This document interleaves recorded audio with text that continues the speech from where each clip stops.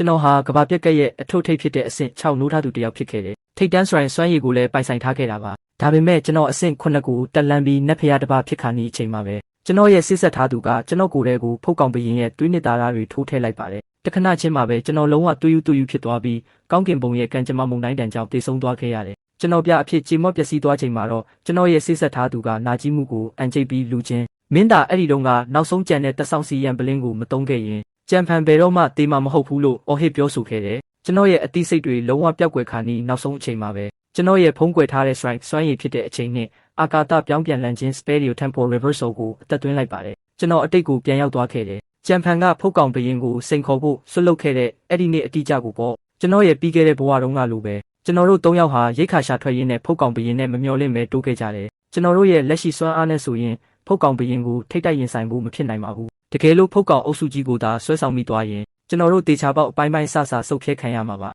ဒါပေမဲ့ကြံဖန်ကမင်းကိုမြင်ချင်းမှာပဲသူ့မျက်လုံးတွေတောက်ပသွားပြီးဒီဖုတ်ကောင်ပရင်ကဒဏ်ရာအပြင်းထန်ရထားတာသိတာတယ်သူ့ရဲ့ပိုက်မှာအပေါက်ကြီးဖြစ်ပြီးတော့သွေးပုတ်တွေစီးကျနေတာပဲပြီးတော့ဒီဖုတ်ကောင်ပရင်ကိုငါအရင်မြင်တာသူ့ကိုယ်တွေကသွေးဥတိုင်း blood core ကငါနဲ့ပဲတဘာဝချက်ဆိုင်တယ်လူဖို့တော့မစင်းစားနဲ့လို့ပြောပါတယ်ရေးချင်းကလည်းကန့်ကွက်မှုမရှိပဲကျွန်တော်ဘက်ကိုလှည့်ကြည့်ပြီးလူချင်းကြံဖန်ရဲ့စွမ်းအားကမဟာမိတ်အဖွဲ့ထဲမှာအားနည်းသေးတယ်သူ့ရဲ့အဆင့်တန်းကနေတော့အမြဲတမ်းအနှိမ်ခံနေရတာတကယ်လို့သူသားအဲ့ဒီသွေးဥတိုင်းရဲ့စွမ်းအင်ကိုစုပ်ယူနိုင်ရင်သူ့ရဲ့စွမ်းအားကအရှိန်ဟုန်နဲ့တိုးတက်လာမှတေချာတယ်သူ့ကိုကူညီပေးလိုက်ရအောင်လို့ပြောခဲ့တယ်ကျွန်တော်ရဲ့ပြီးခဲ့တဲ့ဘဝတုန်းကတော့ကျွန်တော်တယောက်တည်းဆိုအထီးခိုက်မရှိလွတ်မြောက်နိုင်ခဲ့ပါတယ်ဒါပေမဲ့ကြံဖန်ကဖုတ်ကောင်ပရင်ဒဏ်ရာရနေတာကိုမြင်တော့စိုးဝင်တိုက်ပြီးအပြက်ရှင်းဖို့လုပ်ခဲ့တယ်ရလက်အနေနဲ့သူဟာဖုတ်ကောင်အုပ်စုရဲ့ဝိုင်းရံခြင်းကိုခံလိုက်ရတယ်ရေးချင်းကဝိုင်းရံမှုကနေဖောက်ထွက်နိုင်ခဲ့ပေမဲ့ဘာစကားမှမပြောဘဲချက်ချင်းနောက်ပြန်လှည့်သွားခဲ့တယ်ရေးချင်းကိုကယ်ဖို့အတွက်ကျွန်တော်ကပဲပြက်ပြက်တတနောက်ကနေခုခံကာကွယ်ပေးခဲ့တယ်ကျွန်တော်မဟာမိတ်အဖွဲ့စီကိုပြန်လည်လွတ်မြောက်လာချိန်မှာတော့အသက်ရှူရုံပဲရှိပါတော့တယ်မဟာမိတ်အဖွဲ့ဥက္ကဋ္ဌကနောက်ဆုံးကြံတဲ့တက်ဆောင်စီရန်ပလင်းကိုကျွန်တော်အတွက်သုံးပေးခဲ့လို့ကျွန်တော်အသက်ရှင်ခဲ့ရတာပါကြံဖန်ကတော့သူ့ရဲ့ကူးစက်မှုပြင်းထန်လွန်းတာကြောင့်နောက်ဆုံးမှာမျိုးဗီဇပြောင်းလဲသွားပြီးကုမျက်ချင်းခံခဲ့ရတယ်ကျွန်တော်အတွေးလွန်နေတော့မှာပဲကြံပန်ကအရိုက်ခံရတဲ့ခွေးတကောင်လိုဒီဘက်ကိုအသေးအတန်ထွက်ပြေးလာနေပြီဖြစ်ပါတယ်သူ့ရဲ့နောက်ကနေကက်လျက်ဒေါသထွက်နေတဲ့ဖုတ်ကောင်ပရင်နဲ့အလုံးအရင်းနဲ့လိုက်လာတဲ့ဖုတ်ကောင်တပ်ဖွဲ့ကြီးရှိနေတယ်ရေးချင်းကကြံဖန်ရဲ့လက်ကိုဆွဲပြီးလေးလိုအဟုန်နဲ့ထွက်ပြေးလာတယ်ရုတ်တရက်သူမကကျွန်တော်ကိုအပြင်းပြင်းနဲ့တွန်းလိုက်ပြီးလူချင်းမင်းဘာလို့အဲ့ဒီမှာရက်နေသေးတာလဲမြန်သွားပြီးငါတို့အတွက်ဖုတ်ကောင်ပရင်ကိုတားထားပေးလေလို့အော်ပြောတယ်အဲ့ဒီလိုပြောတော့ကျွန်တော်ကသူတို့နှစ်ယောက်ထက်တောင်ပိုမြန်အောင်ပြေးလိုက်ပါတယ်ဖုတ်ကောင်ပရင်ကသွေးယူဖြစ်နေပြီလေမင်းကငါ့ကိုအသက်သေးခံပြီးသွားတားခိုင်းနေတာလားရေးချင်းရဲ့မျက်နှာကချက်ချင်းပြတ်သွားပြီးလူချင်းမင်းကအဆင့်9နိုးထားသူဖြစ်နေပြီမဟုတ်ဘူးလားငါတို့၃ယောက်လုံးဒီမှာအသေးခံစေချင်လို့လားလို့မေးတယ်ကျွန်တော်ကအေးဆက်ဆက်လှောင်ပြုံးပြီးမင်းလည်းအဆင့်9နိုးထားသူပဲလေမင်းကိုယ်တိုင်သွားပြီးဖုတ်ကောင်ပရင်ကိုမတားတာလဲလို့ပြန်ပြောလိုက်တယ်ရေးချင်းရဲ့ခြေလမ်းတွေတစ်စက္ကန့်လောက်တုံဆိုင်သွားပေမဲ့နောက်ကဖုတ်ကောင်တွေရဲ့ဟိဟောက်တန်ကြောင့်မြန်ပြန်ပြေးရပြန်တယ်သူမကကျွန်တော်ကိုလူသက်မတက်ဆိုင်ကြည့်ပြီးလူချင်းငါကမင်းရဲ့စိတ်ဆက်ထားသူလေမင်းယောက်ျားကောဟုတ်ရဲ့လားလို့အော်တယ်ကျွန်တော်ကသူမကိုတယော်တဲ့မျက်လုံးတွေနဲ့ကြည့်ပြီးငါယောက်ျားဟုတ်မဟုတ်ဆိုတာမင်းအသိဆုံးဖြစ်တင်တာပေါ့ဒါရင်မကသေးဘူးငါရဲ့စိတ်ဆက်ထားသူဖြစ်ပြီးတော့ငါလက်ကိုမကင်ပဲငါမျက်စိရှိတင်တခြားယောက်ျားတစ်ယောက်ရဲ့လက်ကိုကင်ထားတယ်ပေါ့လို့ပြောလိုက်တယ်ရေးချင်းကရှက်လွန်းဒေါသထွက်လွန်းလို့မျက်နှာတစ်ခုလုံးနီမြန်းသွားပြီးမင်းဘာတွေလျှောက်ပြောနေတာလဲငါကကြံဖန်နောက်ကြံခဲ့မှာဆိုလို့သူ့လက်ကိုဆွဲထားတာကြံဖန်ကအားနေလို့ငါကသူ့ကိုပို့ပြီးဂယုစိုက်ပေးုံတင်မှာဒါကငါလုပ်တဲ့အရာမဟုတ်ဘူးလားလို့ပြန်អော်တယ်ကြံဖန်ကခံစားရတဲ့မျက်နှာပေးနဲ့မမရေးချင်းကိုအပြစ်မတင်ပါနဲ့ဒါတွေအားလုံးကကျွန်တော်ဖြစ်ပါကျွန်တော်ကပဲအကိုတို့ကိုဒုက္ခပေးမိတာအကိုတခုခုလုပ်ပေးပါဦးလို့ပြောတယ်ရုတ်တရက်ဖုတ်ကောင်ပရင်ကအနီးကပ်လိုက်မိလာခဲ့တယ်ဂင်းကနားစီကွဲမတက်ပြင်းထန်တဲ့ဟိဟောက်တန်ကြီးကိုပြုတ်လုလိုက်တယ်ကြံဖန်ကတော့သူ့ရဲ့အားနည်းတဲ့စွမ်းအားကြောင့်ခုနကတင်တန်ရအပြင်းထန်ရထားပြီးသားပါအခုတော့သူ့ရဲ့သွေးတွေစူပွက်လာပြီးသွေးတွေအမြောက်များအန်ထုတ်လိုက်ရတယ်ဒါကိုမြင်တော့ရေးချင်းရဲ့မျက်လုံးတွေနီးရဲသွားပြီးဒီနေ့တော့နင့်ကိုငါအပိုင်းဖြစ်အောင်လုပ်ပြမယ်လို့အော်ဟစ်ကသူမရဲ့လက်ထဲမှာရေခဲသားရှိတစ်ချောင်းကိုဖန်တီးပြီးဖုတ်ကောင်ပရင်ရဲ့ခေါင်းစီကိုတက်ချိန်ရွေလိုက်ပါတယ်ဖုတ်ကောင်ပရင်ကဟိဟောက်ပြီးသူ့ရဲ့ကြီးမားတဲ့လက်သေးတွေနဲ့ရိုက်ချလိုက်ရရေခဲသားကချက်ချင်းကြေမွသွားခဲ့တယ်အရှိန်ကြောင့်ရေးချင်းလဲနောက်ကိုရိုက်လဲသွားခဲ့ရတယ်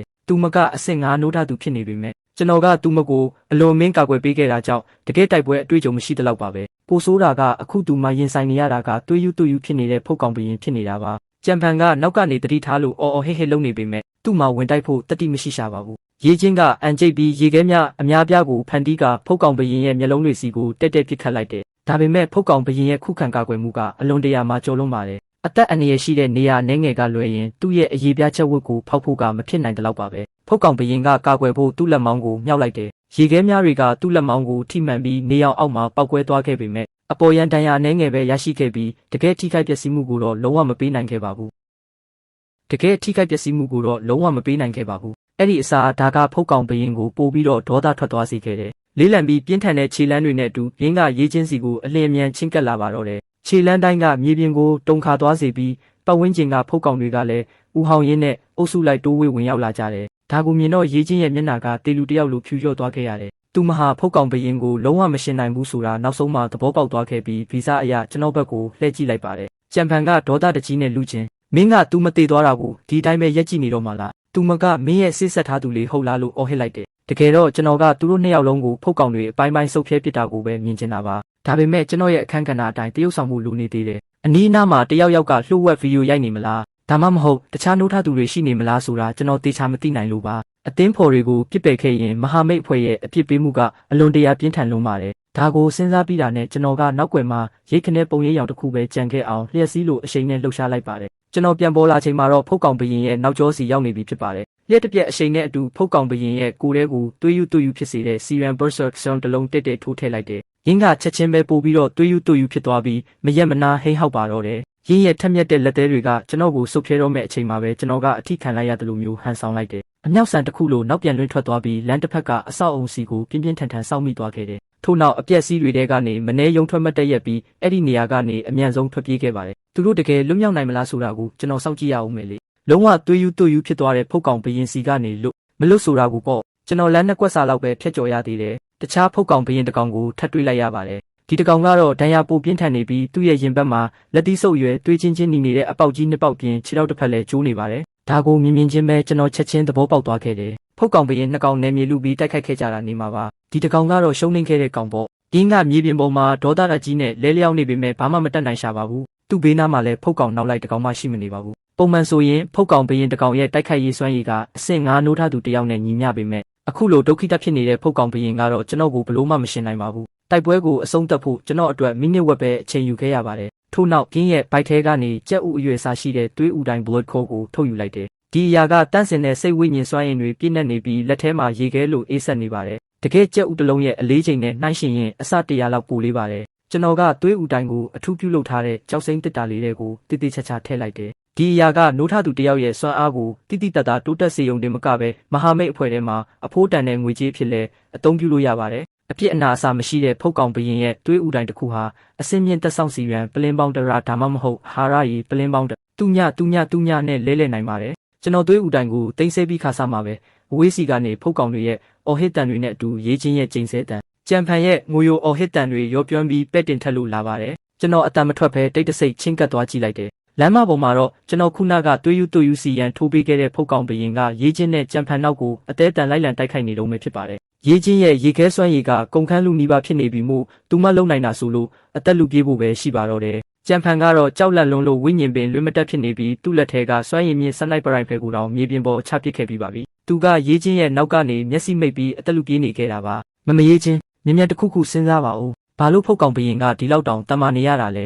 ဲအကိုလူချင်းလဲလွင့်ထွက်သွားပြီသူခုနကတေသွားပြီလားမသိဘူးလို့ကြံဖန်ကအော်ဟစ်မေးမြန်းတယ်ရေးချင်းကပြေးရင်းနဲ့နောက်ကိုလှည့်ကြည့်လိုက်ရဖုတ်ကောင်ဘရင်ကပို့ပြီးတော့အနီးကပ်လိုက်လာတာကိုတွေ့ရတယ်သူမဟာပြာရခတ်သွားပြီးငိုတော့မဲ့အတိုင်းသူအလွယ်တကူနဲ့မသေးပါဘူးအဲ့ဒီကောင်စုပ်လူချင်းလို့ချိန်ဆပါတယ်ကျွန်တော်ကတော့အမိုးပေါ်ကထောက်တနေရမှာမိရက်ရင်သူမကျွန်တော်ကိုချိန်ဆနေတာကိုနားထောင်နေခဲ့တယ်ကျွန်တော်ရဲ့ပြီးခဲ့တဲ့ဘဝတုန်းကသာကျွန်တော်မင်းတို့နှစ်ယောက်အတွက်ဖုတ်ကောင်ဘရင်ကိုအသေးခံမတားပေးခဲ့ရင်မင်းတို့ဒီမှာရက်ပြီးကျွန်တော်ကိုဝေဖန်ဖို့အခွင့်အရေးတောင်ရှိမှာမဟုတ်ဘူးအခုတော့ဖုတ်ကောင်ဘရင်ရဲ့လိုက်လံတက်ဖြတ်ခြင်းကိုခံရတဲ့အရာကဘလို့လဲဆိုတာမင်းတို့ကိုမြည်စမ်းခွင့်ပေးလိုက်တာပါကွက်တီအဲ့ဒီအချိန်မှာပဲပြင်းထန်တဲ့ပောက်ကွဲတန်ကြီးတစ်ခုရုတ်တရက်ထွက်ပေါ်လာပြီးပတ်ဝန်းကျင်ကအဆောက်အုံတွေတစ်ခုပြီးတစ်ခုပြိုကျပျက်စီးသွားခဲ့တယ်ဒါကမဟာမိတ်အဖွဲ့ရဲ့ပြစ်မှတ်ထားပောက်ကွဲမှုလားဒါမှမဟုတ်သူတို့ပြာရခတ်ပြီးရှောက်ပြေးရင်မဟာမိတ်အဖွဲ့ရဲ့ပိတ်ဆို့ကာကွယ်ရေးစီကိုတွားထိမိတာလားဒီလိုတွေးရင်းနဲ့ကျွန်တော်ရုံးအဆောက်အုံပေါ်ကနေခုန်ချလိုက်ပါတယ်ခြေလမ်းအနှဲငယ်အတွင်းမှာပဲပောက်ကွဲမှုဖြစ်ပွားခဲ့တဲ့လမ်းကွက်စီကိုရောက်ရှိသွားခဲ့တယ်အဲ့ဒီမှာကြံဖန်မြေပြင်ပေါ်လဲလျောင်းနေတာကိုတွေ့ရပြီးသူ့ရဲ့ခန္ဓာကိုယ်ပေါ်မှာဖုတ်ကောင်ကိုက်ခံရတဲ့ဒဏ်ရာ၈ခုထပ်မံရှိနေပါတယ်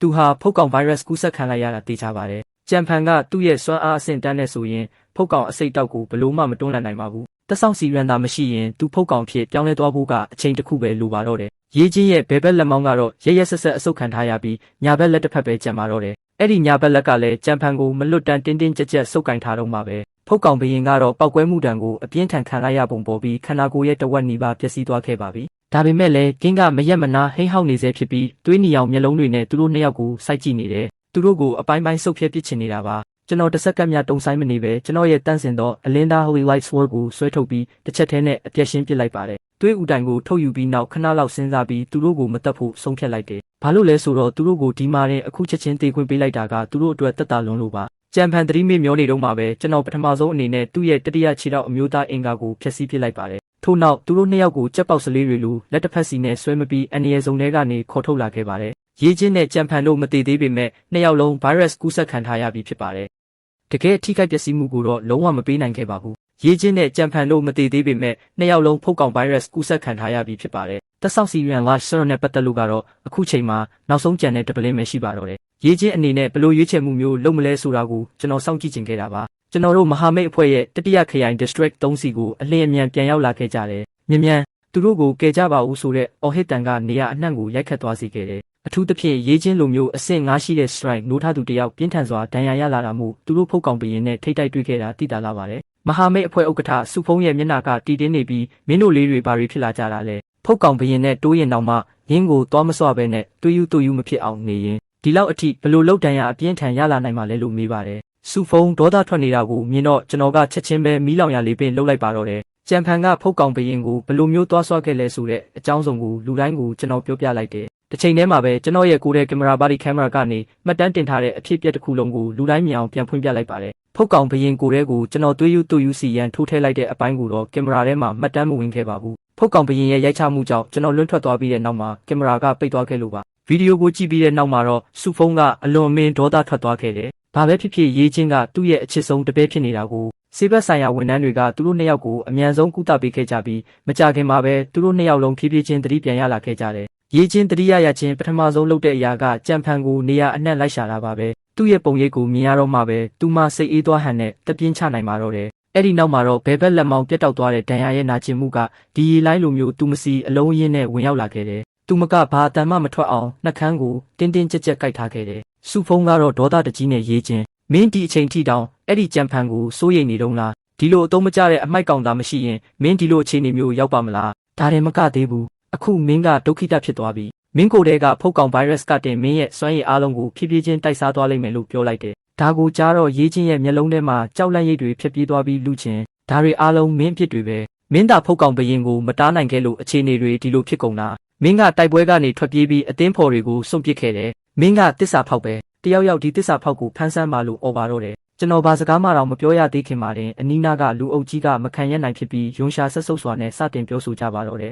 ဒီရေးချင်းကတကယ်ကိုအရှက်မရှိလွန်းတာပဲလူချင်းကသာသူ့အသက်ကိုယင်းပြီးသူတို့ကိုပြန်ခေါ်မလာခဲ့ရင်သူတို့တွေအခုချိန်အလောင်းတောင်အဖက်တင်မှာမဟုတ်ဘူးကျေးဇူးကမ်းတဲ့တတော်ဝါပဲငါ့ကိုမေးရင်တော့အကိုလူချင်းအနေနဲ့သူတို့ကိုလုံးဝမကဲတင်ဘူးအဲ့ဒီကြံဖန်ကိုဘသူကမသိပဲနေမှာလဲကို့အဆင့်ကိုမသိပဲဖုတ်ကောင်ဘရင်ကိုသွားဆွတယ်လေဒါကိုတောင်သူမကသူတစ်ပါးကိုအပြစ်ဖို့ရဲသေးတယ်လူတို့ရဲ့မျက်လုံးတွေကမှန်ချက်တစ်ခုလိုကြည်လင်နေပါတယ်သူတို့ကရေးချင်းတဲ့ကြံဖန်ကိုအပြန်လန်ကြည့်လိုက်ကြတယ်ရုတ်တရက်တယောက်ကပါဇက်ကိုလက်နဲ့အုပ်ပြီးလန့်ဖြတ်ကဟစ်မင်းတို့ထင်လားရေးချင်းတဲ့ကြံဖန်တို့ကဖောက်ပြန်နေကြတာလားလို့မေးတယ်မင်းကလည်းအခုမှသဘောပေါက်တာလားဗီဒီယိုထဲမှာတင်လူကန်းတောင်မြင်နိုင်ပါတယ်သူမကကြံဖန်ကိုအသေးလဲကာကွယ်ပေးနေတာလေပြီးတော့တတိယရချင်းပထမဆုံးလောက်တာကလည်းကြံဖန်ကိုလိုက်ရှာတာအခုကျတော့အကိုလူချင်းကိုအပြစ်ပုံချဖို့တတိရှိနေသေးတယ်ဟာခရိုင်3ရဲ့နတ်သမီးလို့ကိုခေါ်သေးတယ်မိမိရဲ့စိတ်ဆက်ထားသူရှေ့တင်တခြားယောက်ျားကိုကာကွယ်ပေးနေရတာအရှက်မရှိဘူးလားလို့ပြောကြတယ်ဒါကိုကြားတော့ရေးချင်းရဲ့မျက်နှာပေးကပို့ပြီးတော့ခတ်ထန်လာပြီးငါကကြံဖန်ကိုမောင်လေးတယောက်လိုပဲသဘောထားတာမင်းတို့ဘာတွေလျှောက်ပြောနေကြတာလဲသူတို့ကိုအခုချက်ချင်းပါစက်ပိတ်ခိုင်းစမ်းပါလို့ဆိုတယ်သူမကကျွန်တော်စီကိုပဲဒေါသတွေလွှဲချဖို့စူးစမ်းနေပေမဲ့ပတ်ဝန်းကျင်ကရေမောတန်တွေကိုတော့တားဆီးလို့မရခဲ့ပါဘူးမောင်လေးဟုတ်လားအမြောင်လင်ပွဲထွိုက်လို့ပြောတာနေမှာပေါ့ငါစိတ်ထင်တော့သူမကအကိုလူချင်းကသူမနဲ့ကြံဖန်ကြားမှာအနောက်ရှက်ဖြစ်နေတယ်ထင်လို့အကိုလူချင်းကိုအသေးခံဖို့တမင်လွတ်လိုက်တာထင်တယ်ကြံဖန်ကတော့သူမဘေးကဆေးရုံကတင်ပေါ်မှာတွန်းဆုပ်နဲ့ကတင်ခင်းတွေကိုတင်းဆုပ်ကိုင်ရင်မဟုတ်ပါဘူးမမရေးချင်းနဲ့ကျွန်တော်နဲ့တကယ်ဘာမှမရှိပါဘူးလို့ပြောပြီးကျွန်တော်ကိုနာကျင်မှုအပြည့်နဲ့စိုက်ကြည့်ပါတယ်ကျွန်တော်ကတော့အေးဆက်လှောင်ပြုံးလိုက်မိတယ်အခုချိန်မှာတော့တေချာသွားပါပြီကြံဖန်ဟာသူ့ရဲ့တတိယခြေထောက်မရှိတော့ဘူးဆိုတဲ့အမှန်တရားကိုသိသွားခဲ့ပါပြီဒါပေမဲ့ပတ်ဝန်းကျင်မှာလူတွေအများကြီးရှိနေတာကြောင့်သူ့ပေါင်းဘီကိုချုပ်ပြီးစစ်ဆေးဖို့မျက်နှာမရှိဖြစ်နေတာပါအထူးသဖြင့်သူကျွန်တော်ကိုရံမဆိုင်ရတော့ပါဘူးမဟုတ်ရင်အဲ့ဒီလိုကိုရေးကိုရာကိစ္စမျိုးကလူတိုင်းရှိမှဖော်ကောင်လုပ်ခံရမှာမို့လို့ပါဒါကိုမြင်ရတဲ့စုဖုံးကတော့ဒေါသထွက်လွန်းလို့တကိုယ်လုံးတုံရင်နေပြီးရေးချင်းမင်းကငါ့ကိုအလွန်မင်းစိတ်ပြက်စေတာပဲလို့ပြောပါတယ်ရေးချင်းကသူ့ရဲ့တံမိုးအထားရဆုံးတပည့်ဖြစ်ခဲ့ပေမဲ့အခုတော့ရုပ်ချောကောင်လေးတစ်ယောက်ကြောင့်ဒုက္ခိတဖြစ်ခဲ့ရပါပြီထို့ပြင်သူမရဲ့နာမည်ကုန်သတင်းကလည်းပျက်စီးသွားခဲ့ရလို့ဆရာဖြစ်သူပါမျက်နှာပြက်ရပါတော့တယ်ဆ ဆရာဖြစ်သူရဲ့အပြစ်တင်စကားကိုကြားတော့ရေးချင်းရဲ့တကူလုံးတုံးလုံးသွားပြီးစုဖုံးကိုစိုးရင်တကြီးမျက်လုံးတွေနဲ့ကြည့်ကဆရာသမီးမသွားမှန်းသိပါတယ်ဒါပေမဲ့ဆရာစီမှာနောက်ဆုံးသက်ဆောင်စီရန်တပလင်းကြံသေးတယ်မဟုတ်လားဟင်အဲ့ဒါလေးသမီးကိုပေးပါအောင်တော်လို့တောင်းပန်ပါတယ်ဒါကိုကြားလိုက်ရတဲ့အချိန်မှာတော့ကျွန်တော်ရဲ့မျက်သူငယ်အိမ်တွေကျုံသွားခဲ့ရတယ်ဖြောက်မှတ်သောမဟာမိတ်အဖွဲ့ Rider Science ကဘေးကင်းလုံခြုံရေးဆောင်စုစုပေါင်း3ခုကိုထိန်းချုပ်ထားတာပါမူလကတော့ဇုံတစ်ခုစီမှာကိုပိုင်သက်ဆောင်စီရန်ထောက်ပံ့မှုတွေရှိခဲ့ကြပါတယ်ဒါပေမဲ့အဆင့်9ဆေးဘက်ဆိုင်ရာအဖွဲ့နဲ့တတိယခရိုင်ရဲ့တုတေသနဓာတ်ခွဲခန်းတို့ဟာမှောင်မိုက်သောမဟာမိတ်အဖွဲ့တာအော်ရင်ရဲ့ဖောက်ခွဲဖျက်ဆီးခြင်းကိုခံခဲ့ရတဲ့ကတတိယခရိုင်ဟာစီရန်ကိုကိုယ်တိုင်မထုတ်လုပ်နိုင်တော့ပါဘူးသူတို့အနေနဲ့တခြားခရိုင်တွေစီကနေပဲလွှဲပြောင်းပေးဖို့တောင်းခံနိုင်ပါတော့တယ်သို့တော်လည်းဘယ်ခရိုင်မှာပဲဖြစ်ဖြစ်တက်ဆောင်စီရန်ဆိုတာအလွန်တရာရှားပါးလာတဲ့ဆေးဘက်ဆိုင်ရာအရင်းမြစ်တစ်ခုဖြစ်ပါတယ်တခြားခရိုင်နှစ်ခုကတော့တဘာဝကြကြပဲစီရန်အများကြီးလွှဲပြောင်းပေးမှာမဟုတ်ပါဘူးလောလောဆယ်တတိယခရိုင်မှာတက်ဆောင်စီရန်နောက်ဆုံးတပလင်းပဲကျန်ပါတော့တယ်ခရိုင်3ရဲ့မဟာမိတ်ဥက္ကဋ္ဌနဲ့အစင်းမြင့်အရာရှိအနှဲငယ်ကလွှဲရင်တခြားဘသူမှဒါကိုတီးခွင့်ရှိတဲ့အခွင့်အာဏာမရှိကြပါဘူးရေးချင်းအနေနဲ့ဒါကိုကြိုတင်သိရှိနိုင်စရာအခွင့်အာဏာလုံးဝမရှိတာမို့တခုတည်းသောရှင်းလင်းချက်ကတော့အချိန်နဲ့အာကာသပြောင်းပြန်လှန်ပြီးတဲ့နောက်မှာရေးချင်းလည်းပဲတူမန်းရဲ့အတိတ်ဘဝမှတ်ဉာဏ်တွေကိုစက်ထိန်ထားနိုင်ခဲ့လို့ပါပဲစုဖုံးလည်းပဲတိတိတတ်တာတန်တရားဝင်လာပုံရပြီးရေးချင်းကိုစိုက်ကြည့်နေပါတယ်ဒါပေမဲ့နောက်ဆုံးမှာတော့သူမကတစ်ချိန်ကသူ့ရဲ့အချစ်ဆုံးတစ်ပည့်ဖြစ်ခဲ့တာကြောင့်စက္ကန့်အနည်းငယ်ကြာမှာတော့အဲ့ဒီနောက်ဆုံးစီရန်ပလင်းကိုသူမလက်ထဲအနံလိုက်ပါတော့တယ်ရေးချင်းကတခုတည်းသောတက်ဆောင်စီရန်ပလင်းကိုလက်ထဲမှာကင်ထားပေမဲ့စိတ်တွေးဟာဖြစ်နေပုံရပါတယ်ကျွန်တော်ကအေးဆက်ဆက်လှောင်ပြုံးပြုံးပြီးတက်ဆောင်စီရန်ကတပလင်းပဲရှိတာရေးချင်းမင်းရောကြံဖန်ရောနှစ်ယောက်လုံးဖုတ်ကောင်ဗိုင်းရပ်စ်ကူးစက်ခံထားရတာလေမင်းကကြံဖန်တည်သွားတာကိုဒီအတိုင်းပဲထိုင်ကြည့်နေတော့မှလားလို့ပြောလိုက်တယ်ဒါကိုကြားတော့ရေးချင်းကသွားကိုတင်းတင်းကြိတ်ထားခဲ့တယ်ကျွန်တော်ရဲ့ပြီးခဲ့တဲ့ဘဝတုန်းကတော့သူတို့ထွက်ပြေးဖို့နောက်ကနေခုခံပေးခဲ့လို့ဖုတ်ကောင်ဘီရင်ရဲ့လက်ချက်နဲ့တေလူမတက်ဖြစ်ခဲ့ရတယ်ကျွန်တော်ကခရိုင်3မှာပဲကြီးပြင်းခဲ့ပြီးငငယ်ကလေးကမဟာမိတ်ဖွဲ့အတွက်မရေမတွက်နိုင်တဲ့ပံ့ပိုးမှုတွေလှုပ်ဆောင်ပေးခဲ့တာပါဒါတွေမကပဲကျွန်တော်ကခရိုင်3ရဲ့တူးရဲသောအဆင့်မြင့်နိုးထားသူဖြစ်ခဲ့တာကြောင့်စုဖုံးအနေနဲ့ကျွန်တော်ကိုကယ်ဖို့တဘာဝကြကြပဲဦးစားပေးမှာဖြစ်ပါတယ်ခရိုင်3ကိုရောက်တာ3နှစ်တောင်မပြည့်သေးတဲ့ကြံဖန်ကတော့အားလုံးကိုသူ့ဖောက်ပြန်မှုနဲ့သူခံရတာပါကျွန်တော်ရဲ့စိတ်ဆက်ထားသူရေးချင်းကဒါကိုဒီလောက်အထိအညိုတေးထားလိုက်မယ်လို့မထင်ခဲ့မိဘူးကျွန်တော်စွမ်းအားရဲ့အထုပ်ထိပ်ကိုရောက်ခါနီးချိန်မှာပဲသူမကကျွန်တော်ကိုအသေးလဲတိုက်ခိုက်ခဲ့တာလေဒါဆိုဒီတစ်ချိန်မှာကောသူမပါကိုရွေးချယ်မလဲရုတ်တရက်ကြံဖန်ရဲ့မျက်နှာပေါ်မှာမျက်ရည်တွေစီးကျလာပြီးမရေးချင်းမပဲတုံးလိုက်ပါကျွန်တော်ရဲ့စွမ်းရည်တွေကအရန်အားနဲ့လွန်းပါတယ်ဒီသက်ဆောင်စီရန်နဲ့ဘလို့လှုပ်ထိုက်တန်ပါလဲမရေးချင်းဘေးကင်းနေတဲ့၍ကျွန်တော်မှာဘာဖြစ်ဖြစ်ဂယုမဆိုင်ပါဘူးကျွန်တော်မရဲ့ဘေးနားမှာဆက်ပြီးမနေပေးနိုင်တော့တာပဲရှိတာပါမရေးချင်းကျွန်တော်ကိုဂတိပေးပါကောင်းကောင်းမွန်မွန်အသက်ရှင်နေထိုင်ရမယ်နော်လို့အပြောဆိုကောင်းကောင်းနဲ့ဟန်ဆောင်ပြောဆိုလိုက်ပါတယ်လူတိုင်းကကြံဖန်ရဲ့လှည့်ဖျားတတ်တဲ့မျက်နှာနှမျိုးနဲ့တရုပ်ဆောင်မှုအပေါ်ရွှန်ရှာဆက်ဆုပ်နေကြပေမဲ့ရေးချင်းကတော့လုံးဝအဟုတ်မှတ်ပြီးယုံကြည်သွားခဲ့တယ်သူမရဲ့နှလုံးသားကအပိုင်းပိုင်းဆုပ်ခဲခံရတယ်လို့မျိုးနာကျင်ခံစားနေရပါတယ်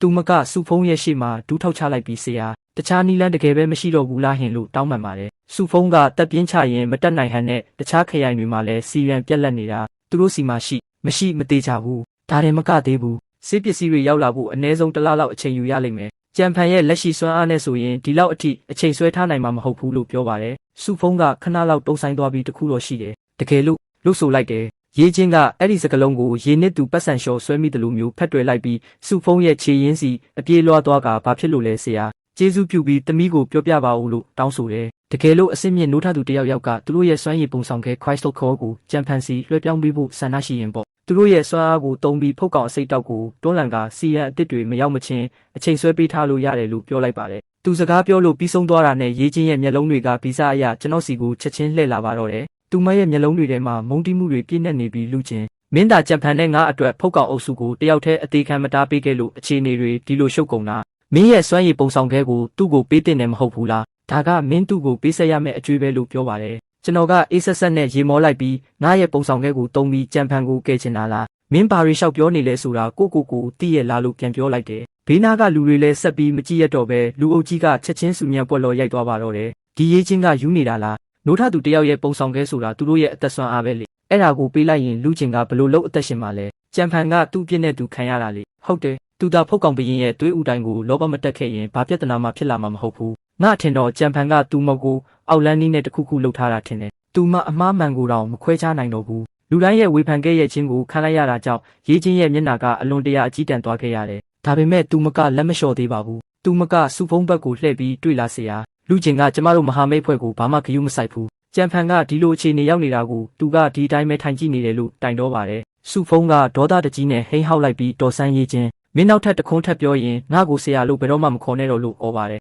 ရေးချင်းတယောက်သူမကိုအမြဲတမ်းအလိုလိုက်ခဲ့တဲ့ဆရာဖြစ်သူဒီလောက်အထိဒေါသတကြီးဖြစ်သွားတာကိုတခါမှမမြင်ဘူးတာကြောင့်အတန်တွေတုံရင်လျက်ဆရာသမီးကကြံဖန်ကိုကဲချင်းယုံတင်မှာသူမခံနိုင်တော့ဘူးလေလို့ပြောတယ်စုဖုံးရဲ့မျက်နှာကပြနှမ်းနေပြီးသူ့ကိုကဲမယ်ဟုတ်လားမင်းကလူကျင်ကိုဖျက်ဆီးပြီးတော့သူ့ကိုကဲချင်တာလားလူကျင်တာအဆင့်6ကိုတက်လန်းနိုင်ရင်သူကထိတ်တန်းအဆင့်နိုးထားသူတယောက်ဖြစ်လာမှာကိုမင်းသိရဲ့လားအဲ့ဒီအချိန်ကျရင်ခရိုင်3ရဲ့ပထမဆုံးအဆင့်6နိုးထားသူဖြစ်လာမှာဖုတ်ကောင်ဘရင်နေနေတာတာဖုတ်ကောင်အေဂရစ်ကော့ဆန်ဖော်ကိုရန်ရောက်လာရင်တော့သူကပြန်တိုက်ခိုက်နိုင်စွမ်းရှိတယ်ငါတို့ခရိုင်3ဟာလည်းအားအနည်းဆုံးမြို့ပြနိုင်ငံဖြစ်တော့မှာမဟုတ်ဘူးသူကငါတို့ခရိုင်တစ်ခုလုံးရဲ့မျှော်လင့်ချက်ပဲတကယ်လို့မင်းကသူ့ကိုဖျက်ဆီးပြစ်ရင်နောက်နာဂတ်မှာဖုတ်ကောင်ဒီရေလိုင်းတွေကိုဘသူကပြန်တိုက်ခိုက်ပေးမှလဲမောင်မိုက်သောမဟာမိတ်အဖွဲ့ကိုဘသူကရင်ဆိုင်ပေးမှလဲဒါကိုမင်းကဒီလိုရုပ်ချောချောကောင်လေးတယောက်အတွက်နဲ့လူချင်းရဲ့စွမ်းရည်ဦးတိုင်းကိုထုတ်ယူခြင်းနဲ့ပေါ့လေမင်းစိတ်ယူပေါက်နေတာလားလို့အော်ဟစ်ပါတော့တယ်စုဖုံးဟာအဆင့်6စရိုက်နိုးထသူတယောက်ဖြစ်ပေမဲ့လည်းအခုချိန်မှာတော့သူ့ရဲ့အသက်အရွယ်ကကြီးရင်လာနေပြီဖြစ်ပါတယ်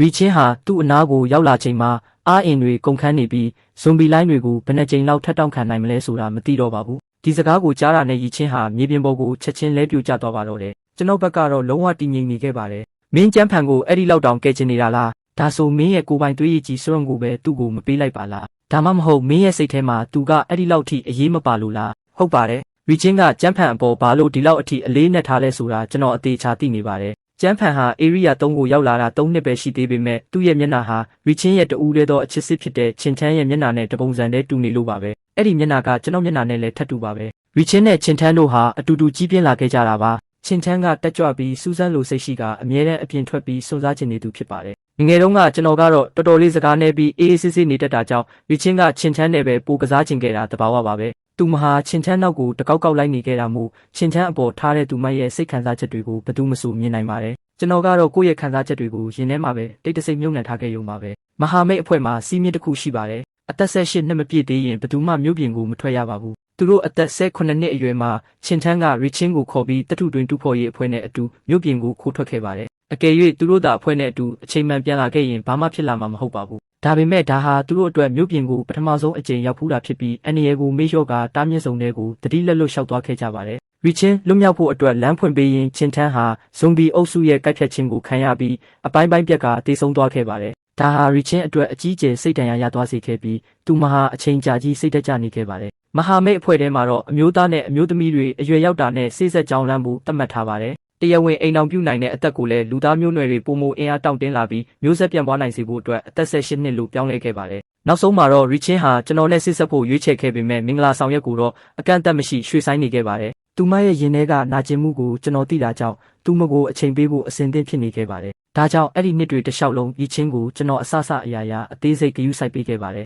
မစ်ရှင်တွေကနေရလာတဲ့ကောင်းတို့ရမှန်သမျှကိုလည်းသူမကိုပဲပထမဆုံးပေးဖို့စဉ်းစားခဲ့တာပါဒါပေမဲ့နောက်ဆုံးမှာသူမရဲ့လက်ချက်နဲ့ပဲကျွန်တော်တရားလိမ့်မယ်လို့ဘယ်တော့မှမတွေးမိခဲ့ပါဘူးရီချင်းဟာကျွန်တော်ကိုအပိုင်းပိုင်းမုန်းပစ်ချင်နေတဲ့အတိုင်းမျက်ဝန်းထဲမှာအစိတ်တောက်တွေနဲ့စိုက်ကြည့်နေခဲ့ပါတယ်ရီချင်းကသူမရဲ့အသက်ကိုလည်းကယ်ချင်တယ်လို့ကျန်းဖန်ကိုလည်းအဆုံးရှုံးမခံချင်ပါဘူးအရင်တုန်းကလိုပဲကျွန်တော်ပေးတဲ့အရင်းမြစ်တွေကိုလည်းလိုချင်တယ်လို့ကျန်းဖန်နဲ့လည်းမပြတ်တပြတ်ဆက်ဆံရေးမျိုးကိုထိန်းထားချင်နေတာပါလူတဘာဝကပြောင်းလဲဖို့ခက်ပါတယ်ပဲကျွန်တော်ကရီချင်းကိုစေတနာနဲ့တတိပေးလိုက်ပါတယ်မင်းပါတွေကိုတွေးဝေနေသေးတာလဲမင်းရဲ့မောင်လေးကျန်းဖန်ကသွေးရည်ကြီးမရရင်ဇွန်ဘီပြောင်းတော့မှနော်လို့ပြောလိုက်ပါတယ်ကျွန်တော်ရဲ့တတိပေးချက်ကြောင့်အားလုံးရဲ့အကြည့်တွေကကျန်းဖန်စီရောက်သွားကြပါတယ်သူ့မျက်လုံးတွေကနီးရဲလာနေပါပြီရီချင်းကသွားကိုတင်းတင်းကြိတ်ပြီးအဲ့ဒီတလုံးတဲသောသွေးရည်ကြီးကိုကျန်းဖန်ရဲ့ကိုယ်ထဲကိုထိုးထည့်ပေးလိုက်ပါတယ်တခန်းလုံးကလူတွေအံ့အားသင့်သွားကြပြီးလူအများစုကကျွန်တော်ရဲ့တုတ်ပြန်မှုကိုသိကျင်လို့ခိုးကြောင်ခိုးဝက်လန့်ကြည့်နေကြပါတယ်ကျွန်တော်ကတော့အော်ဟစ်ရေမောလိုက်ပြီးရီချင်းဒါဆိုမင်းမျက်လုံးထဲမှာကျန်းဖန်ရဲ့အသက်ကမင်းကိုယ်ပိုင်အသက်ထက်တောင်ပိုအရေးကြီးနေတာပေါ့ဟုတ်လားဒါဆိုလဲမင်းကိုငါအကြက်ရိုက်အောင်မလုပ်တော့ပါဘူးငါလူချန်နဲ့ရီချင်းတို့ရဲ့စိတ်ဆက်ထားမှုကိုဒီနေ့ကစပြီးတရားဝင်ဖျက်သိမ်းလိုက်ပြီလို့ကြေညာတယ်လို့ပြောလိုက်ပါတယ်မင်းနဲ့ကျန်းဖန်လင်မယားမဖြစ်နိုင်တာတော့နှမျောဖို့ကောင်းတာပဲနောက်ဆိုမောင်နှမတွေအဖြစ်ပဲနေကြတော့ပေါ့ရီချင်းကခေါင်းကိုချက်ချင်းလှည့်လာပြီးကျွန်တော်ကိုမယုံနိုင်တဲ့မျက်လုံးတွေနဲ့ကြည့်ပါတယ်လူချန်ရှင်ကဒီလိုကိစ္စတေးသေးလေးအတွက်နဲ့ကျမတို့စိတ်ဆက်ပွဲကိုဖျက်တာလားရီချင်းမင်းကမဖျက်ချင်ဘူးလို့တော့မပြောနဲ့လေမင်းရဲ့မောင်လေးကျန်းဖန်စိတ်နာသွားမှာကိုမကြောက်ဘူးလားဒီစကားတွေကိုကြားတော့ရီချင်းရဲ့မျက်နှာဟာအလွန်ပြည့်ယွင်းသွားပါတယ်ကောင်းပြီလေဖျက်လိုက်ပေါ့နောင်ကြရင်ရှင်ကျမချီဝါနာမှာဒူးထောက်ပြီးတောင်းပန်ရင်တော့ရှင်နဲ့ငါဘယ်တော့မှလက်ထပ်မှာမဟုတ်ဘူးကျွန်တော်ကထူးဆန်းတဲ့အပြုံးတစ်ခုပြုံးလိုက်ပါတယ်ကိုရည်ရွယ်ချက်အောင်မြင်သွားပြီမို့ဒီမှာဆက်နေဖို့စိတ်မပါတော့ပါဘူးဒါဆိုရင်လည်းမင်းတို့ချစ်သူနှစ်ဦးရာသက်ပံပေါင်းဖက်နိုင်ပါစေထာဝရပျော်ရွှင်နိုင်ကြပါစေလို့ဆုတောင်းပေးပါတယ်ဒီလိုပြောပြီးကျွန်တော်လှည့်ထွက်လာခဲ့ပါတယ်ကိုနေရာကိုပြန်ရောက်တာနဲ့ကျွန်တော်ချက်ချင်းပဲတကားပိတ်ပြီးကြင်ကြံချင်းနဲ့ဝင်လိုက်ပါတယ် ကျွန်တော်ရဲ့အရင်ဘဝတုန်းကဒဏ်ရာအပြင်းထန်ရထားတဲ့အခြေအနေမှာတော့ Corpse King ရဲ့သွေးဥတိုင်းတစ်ခုတည်းနဲ့တင် level 6ကိုတက်လန်းနိုင်ခဲ့တာပါအခုတော့ကျွန်တော်မှာသွေးဥတိုင်း2ခုတောင်ရှိနေပြီဘလောက်ထိတိုးတက်လာမလဲဆိုတာမစောင့်နိုင်တော့ပါဘူးအဲ့ဒီသွေးဥတိုင်း2ခုရဲ့အကူအညီနဲ့တစ်ပတ်အတွင်းမှာပဲ level 6ရဲ့အမြင့်ဆုံးအဆင့် peak ကိုအောင်မြင်စွာရောက်ရှိသွားခဲ့ပါတယ် level 9ကိုရောက်ပြီးနက်ဖျားတစ်ပါးလို့ဖြစ်ဖို့တလန်းပဲလိုပါတော့တယ်ဒီအတော်အတွင်းမှာ Richin ရဲ့အခြေအနေကပိုဆိုးလာတယ်လို့ကြားရပါတယ်အကယ်၍သူမသား level 5ရှိတဲ့စီအဆင့်နိုးထသူ Organ တယောက်မဟုတ်ခဲ့ရင် zombie အဖြစ်ပြောင်းလဲသွားတာကြာလာပါပြီအခုတော့သူမကိုနေ့တိုင်းစောင့်ကြည့်နေကြပြီးတကယ်လို့သူမသား zombie ပြောင်းသွားရင်တော့အကျိုးဆက်ကတစ်ခုပဲရှိပါတယ်အဲ့ဒါကတော့တေချင်းတရားပါပဲအဲ့ဒီနေ့မှာ Richin ကကျွန်တော်တကားကိုလာခောက်ပါတယ်တကားဖွင့်လိုက်ချိန်မှာကျွန်တော်မြင်သက်သွားခဲ့ရပါတယ်ကျွန်တော်ရှိက Richin ဟာအရင်တုန်းကအသားအရည်ဝင်းပတ်လာပါတဲ့မိန်းကလေးနဲ့လုံးဝကွာခြားနေပါပြီသူမရဲ့အသားတွေကညှိုးဖြော့နေပြီးမျက်ကွင်းတွေကလည်းအုံခုံရောင်ဖြစ်နေပါတယ်သူမကကျွန်တော်ကိုမြင်ချင်းပဲအော်ဟစ်ပြီးမေးခွန်းတွေထုတ်ပါတော့တယ်ကျန်းဖန်ကအခုတလောကျွန်မကိုဘာလို့ရှောင်နေတာလဲရှင်သူ့ကိုတခုခုပြောလိုက်တာလားရှင်ဘာလို့ဒီလောက်တောင်ရက်ဆက်ရတာလဲသူနဲ့ကျမနီးစပ်နေတာကိုမကြည့်ရလို့လားကျမတို့ကြားမှာဘာမှမပတ်သက်တော့ဘူးလေရှင်ထားလုံးနေတာလဲအတိုင်းထက်အလွန်ရှိရမယ်ကျွန်တော်ရဲ့နှက်ခမ်းထောက်မှာတော့လှောင်ပြုံးတစ်ခုဖြတ်ပြေးသွားပါတော့တယ်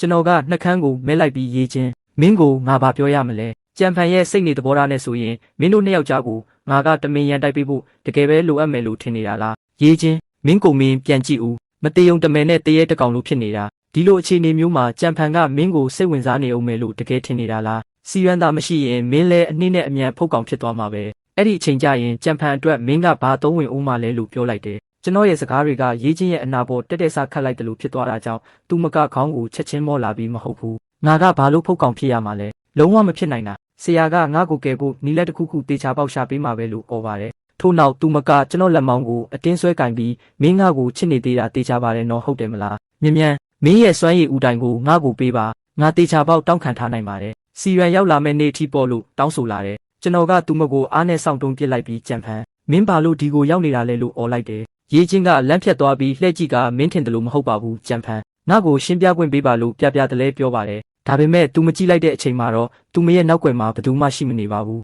သူမကကျွန်တော်ကိုဒေါသထွက်ဖို့လုပ်တဲ့အချိန်မှာပဲကျွန်တော်ကခြေထောက်တစ်ချက်ထဲနဲ့သူမကိုတကားအပြင်ဘက်ရောက်အောင်ကန်ထုတ်လိုက်ပါတယ်သူမကအပြင်ဘက်ကနေတကားကိုယူမတက်အတင်းထုရိုက်ပါတော့တယ်အိမ်နီးနားချင်းတွေကလည်းဘာရီဆူညံနေလဲဆိုတာထွက်ကြည့်လာကြတာကြောင့်ရေးချင်းလဲအလွန်အမင်းအရှက်ရသွားပြီးလှည့်ထွက်သွားရုံမှတပါအခြားမရှိတော့ပါဘူးသူမကသွားကိုကြိတ်ပြီးလှည့်ထွက်သွားခဲ့တယ်အဲ့ဒီနေ့မိုးလဲပိုင်းမှာပဲခရိုင်3ရဲ့ဥက္ကဋ္ဌစုဖုံးကကျွန်တော်ရေးချင်းနဲ့ကြံဖန်တို့ကိုတာဝန်တစ်ခုပေးအပ်ခဲ့ပါတယ်ခရိုင်နှစ်ကနေတက်ဆောင်စီရန်ပလင်းပေါင်း100ကိုအရေးပေါ်ပို့ဆောင်ပေးနေတာကြောင့်ကျွန်တော်တို့သတ်မှတ်ထားတဲ့နေရာကိုတွားရောက်လက်ခံရမှာဖြစ်ပါတယ်။ကမ္ဘာပြက်ကတ်လွန်ကာလမှာအဓိကခရိုင်အားလုံးရဲ့စွမ်းရည်တွေကနှစ်ပေါင်းရာချီပြီးပြင်းထန်စွာခန်းချောက်နေခဲ့တာပါ။လေရင်တွေကိုအရေးကြီးဆုံးအခြေအနေတွေမှာပဲအသုံးပြုကြတာကြောင့်အခုလိုစီရန်တွားယူရမယ့်တာဝန်မျိုးအတွက်ပုံမှန်အားဖြင့်ကားနဲ့ပဲတွားရပါတယ်။ကျွန်တော်တို့3ယောက်ဟာကိုစီအကြံစီတွေနဲ့အတူမော်တော်ယာဉ်ပေါ်မှာအတူထိုင်လိုက်ပါလာခဲ့ကြတယ်။လန်ခီတစ်လျှောက်လုံးရေးချင်းကကြံဖန်ကိုဘာလို့သူမစီလာမတွေ့တာလဲဆိုပြီးတွတ်ညင်းညူစုပူနေခဲ့တယ်။ကြံဖန်ကတော့သူကဒဏ်ရာအပြင်းထန်ရထားရကနေအခုမှပြန်တက်တာလာတာမို့တီးတန့်ကျင့်ကြံနေရလို့ပါဆိုတဲ့စင်ကြေကိုပဲသုံးနိုင်ရှာပါတယ်